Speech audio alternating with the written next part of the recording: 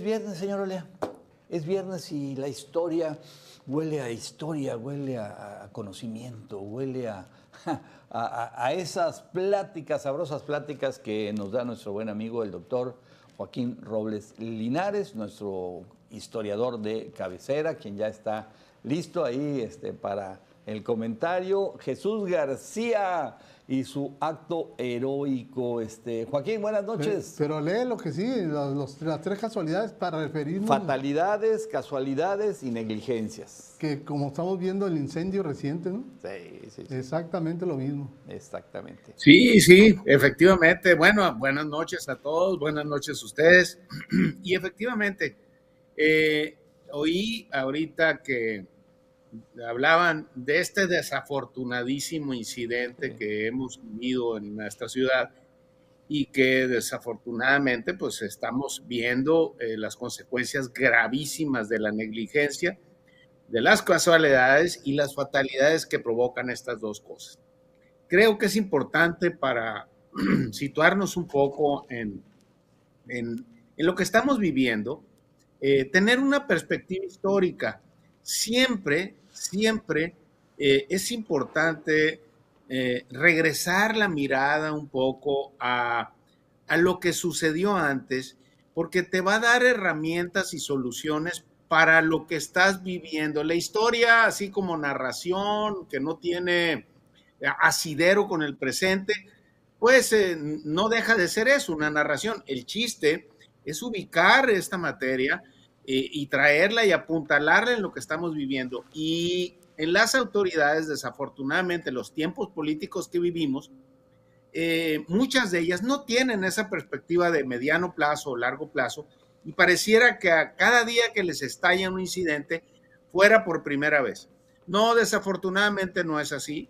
Desde hace muchísimos años vivimos estas consecuencias, y creo, desde mi muy particular punto de vista, que este personaje, Jesús García Corona, que hoy lo veneramos como un héroe de la humanidad, un sonorense de relieve mundial, pues es también víctima de estos tres fenómenos: las fatalidades, las casualidades y la negligencia. ¿Por qué lo digo? Bueno, primero hay que centrarnos un poco en el personaje. Jesús García nació en Hermosillo en 1881, a un costado, ahí muy cerquita donde está esta obra, este monumento del Parque Madero, en un costado de lo que es hoy el Parque Madero. Y además hay que recordar, estoy hablando de la década de los 80 del siglo XIX, ya el último tercio. El tren llega a Sonora en 1883. Prácticamente Jesús García nace con el tren. Bueno, Jesús García de inmediato se involucra en estas compañías. Regreso un poco a la época y también al presente. Hay que recordar que la minería en Sonora ha sido una actividad que le ha dado identidad en el mundo. La minería y Sonora está ligada desde el punto de vista histórico. Entonces las compañías mineras se asentaron aquí mucho antes del presente, y entre ellas esta que explotaba lo que era Nacosari, Cananea y todas los fundos mineros que hoy conocemos. Era también una fuente de trabajo, y es así como Jesús García, desde los 17 años, se involucra en la compañía minera, primero como simple empleado, participaba en distintas funciones, pero obviamente era un muchacho avispado que tenía posibilidades de crecer al interior de la empresa. Se lo llevan a entrenar a Estados Unidos, viaja a San Luis, Missouri. Con el paso de los años se hace maquinista. Cualquiera pensaría ahorita que maquinista pues es como manejar un carro. No, en la época ser maquinista era como manejar o pilotear un avión. Si nos quedamos ahorita, Hilario, Víctor y yo, en un lugar y hay un avión enseguida, pues ninguno de los tres lo puede manejar porque no tenemos el entrenamiento para hacerlo. El caso es que Jesús García sí estaba entrenado, en la época era muy importante, era un personaje que tenía el adiestramiento para manejar esas máquinas, porque había pasado fases muy importantes de la compañía, y había estado él destinado a lo que era Nacozari. En Nacozari la mina se estaba expandiendo en esas fechas. Me estoy remitiendo ya a 1907. La mina estaba creciendo y había lo que se llamaba la máquina de traspatio. ¿Qué es esto? Una pequeña máquina más corta de dimensiones distintas a las locales con unas de vías angostas, le llaman, y utilizaban en la compañía para llevar y traer los implementos que la mina necesitaba. En este tipo de máquinas y en otras, Jesús García prestaba sus funciones como operador. El día de la tragedia, aquel 7 de noviembre de 1907, Jesús García pues no tenía por qué estar ahí porque él estaba de vacaciones. Se comienza la primera coincidencia. Él, como un hombre responsable, ligado al trabajo, se presenta en la mina y desafortunadamente el operador de aquel día, un personaje de origen alemán, Biel, estaba internado en el hospital y no podía salir. Él se ofreció a operar la máquina. Primera casualidad fatal. Segunda, había que transportar y mover 4 toneladas de dinamita, pero no era una dinamita común, era una dinamita que acababa de llegar de Portland, Oregon, y que tenía un potencial explosivo mucho más grande que los bombillos de dinamita común. Era muy, muy potente. Y estas 4 toneladas había que moverlas del almacén en partes a la parte donde se estaba operando la expansión de la mina. Él se ofrece y lo hace. Segunda casualidad fatal. La tercera, que es donde vienen las negligencias. En la época había también códigos o manuales para operar materiales peligrosos, así como hoy. Y también había ciertos criterios que había que cuidar para no sufrir accidentes y que no se produjeran las negligencias de las que hablaban ustedes ahorita. Sí, bueno, no para hacer la referencia, es como tener un transformador dentro de la tienda o no tener salida de emergencia. Oye, por favor, negligencia total. A eso voy. Precisamente hablando yo no tengo idea, yo no soy ingeniero, yo no sé qué hace un transformador dentro de una tienda. Como en esa época pusieron una góndola con las cantidad enorme de dinamita, las 4 toneladas, enseguida de la máquina. Esto estaba prohibido, no era usual. ¿Por qué lo pusieron ¿Por qué estaba prohibido? Hay que recordar que estamos hablando en 1907 y las máquinas, las locomotoras, funcionaban con vapor y combustible y carbón. Entonces soltaban chispas, lo que le llamaban en la época brasas vivas.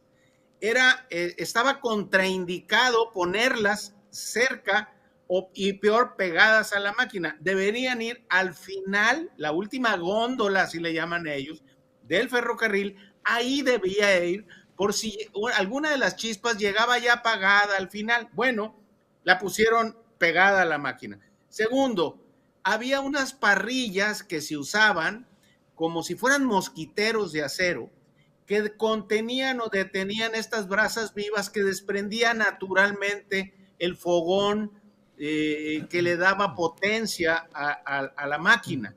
Esas parrillas no se las pusieron. Entonces las brasas vivas volaban libremente. Negligencia. Ahí vamos al otro factor, la negligencia.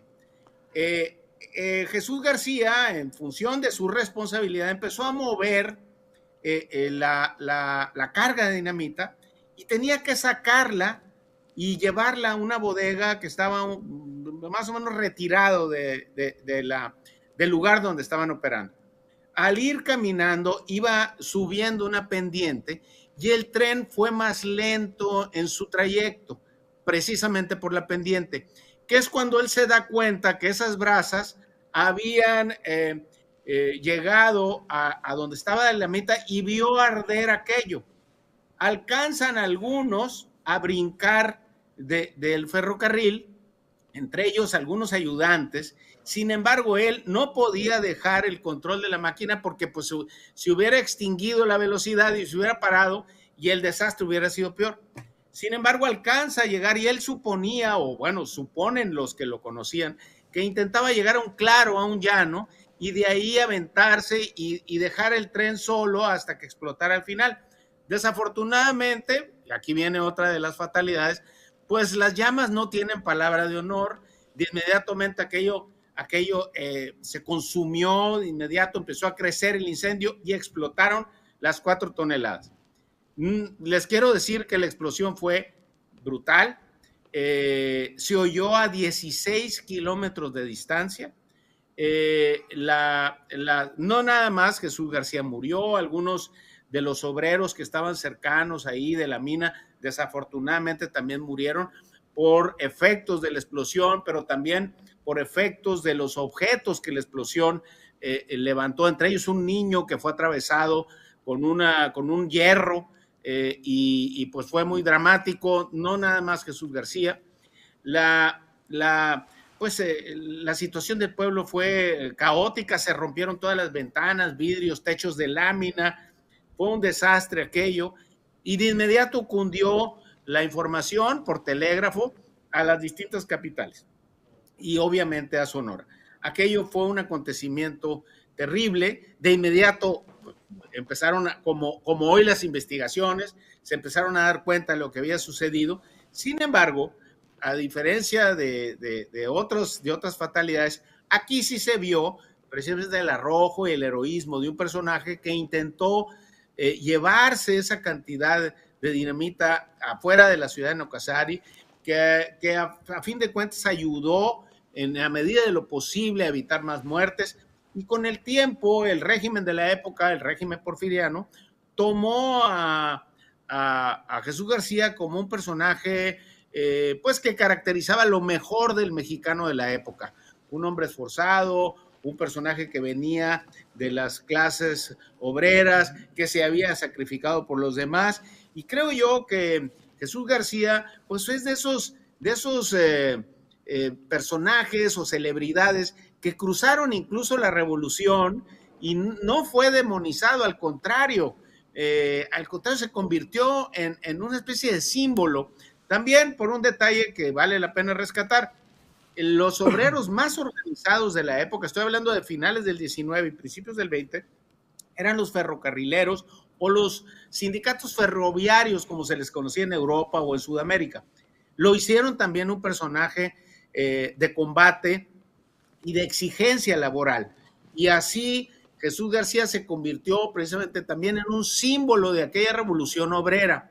Tan es así que en 1919, Plutarco Elías Calles, siendo gobernador, uno de los actos más solemnes y más simbólicos de su gobierno fue acudir a Nacosari, sacar los restos de Jesús García del panteón, depositarlos en un monumento que está ahí y hacerle todos los honores, y eso da idea de la importancia política que tenía este personaje, este hecho, y los ferrocarriles desde el punto de vista revolucionario.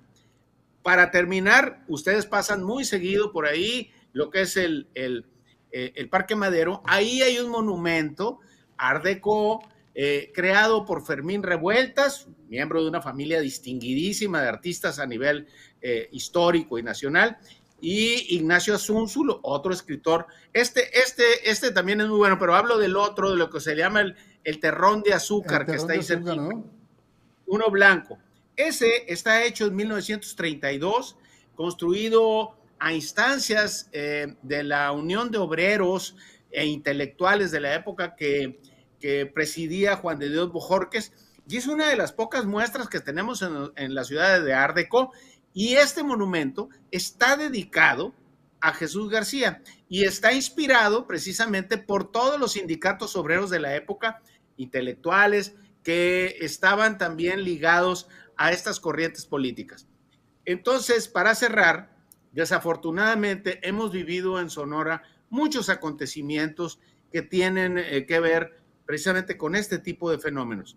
Creo que es importante, desde hace tiempo llegó el momento de tener una perspectiva histórica, hacer una reconstrucción de lo que está pasando y este es el que yo digo, este es el monumento que es extraordinario.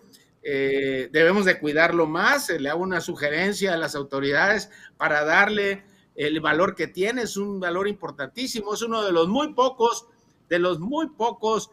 monumentos que intervino Fermín Revueltas, quien muere en el 34, tiene una vida muy corta, pero una vida artística muy intensa, y creo, y esto está inspirado precisamente en la gesta de Jesús García. Y regresando un poco para cerrar, tenemos que tener una perspectiva histórica. Hemos pasado por algunos casos también muy penosos, además de la tienda Waldo, no nada más la guardería. Recuerdo unos muchachos, unos jóvenes hace unos años, por un transformador en el centro, que explotó, y cayeron. Y a fin de cuentas, la Comisión Federal de Electricidad, que es muy buena para cobrar, pero muy mala para responsabilizarse, creo que los dejó a la deriva. Creo que es importante hacer eso y rescatar desde tiempo atrás todas estas situaciones y no regresar a lo que regresamos siempre. Nos sorprendemos. Aquella explosión en San Carlos también, Joaquín, donde una familia casi completa perdió la vida también en una acumulación de gas y que tronó el departamento al que llegaron. Sí, y aquí hace unos años, aquí cerca, por el Boulevard Navarrete, una casa también explotó. También, si igual. ¿te acuerdas? También. Igual, o sea, no, digo yo, son muchos eventos, ¿no? Pero desafortunadamente. Se conjugan los tres factores que dijiste, ¿no? Que son la fatalidad. Se conjugan casualidades, fatalidades y negligencias. Creo que son tres factores que tenemos que tener muy claro y que los gobiernos y las autoridades tienen que trabajar.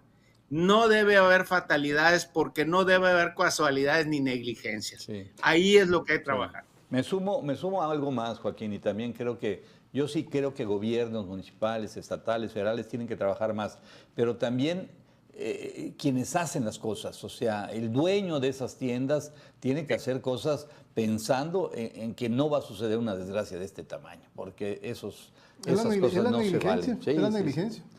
Sí, lo que pasa es que en la negligencia, yo también coincido contigo, además me sumo a eso. Es evidente, por ejemplo, que un dueño, bueno, mira, te voy a dar un dato, hay edificios públicos que están atestados de personal y que no tienen salidas de emergencia.